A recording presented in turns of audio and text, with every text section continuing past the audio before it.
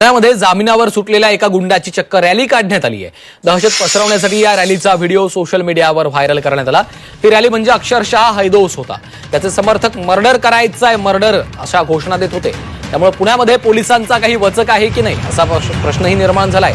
दरम्यान हा video social मीडियावर व्हायरल झाल्यानंतर पोलिसांनी या प्रकरणी 9 जणांना अटक केली आहे। मात्र पोलिसांची ही कारवाई म्हणजे वराती मागणं पुढे अशीच म्हणते, कारण या घटनेच्या आदल्या दिवशी पोलीस आयुक्तांनी एका जाहीर कार्यक्रमात पुण्यातल्या गुंडांना दम भरला होता। मात्र त्याचाही यांच्यावर काहीच परिणाम झालेला दिसत नाहीये। त्यामुळे गुंडांना पोलिसांचा वचक उरला नाही असं चित्र सध्या पुण्यामध्ये पाहायला मिळतं।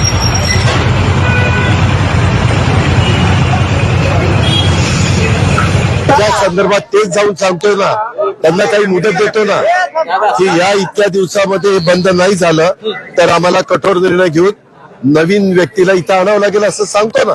त्यामुळे आम्हाला काही कुणाच्या मुलाच्या ठेवायचं कारण नाही। एक जरी घटना झाली तरी ती गांभीर्याने घेतली पाहिजे। अशा काही घटना घडत आहेत त्याच्याकडे आमचं लक्ष आहे। पोलिसांनी साधारणपणे सगळ्या घटनांमध्ये आरोपींना तात्काळ पकडलेलं आहे।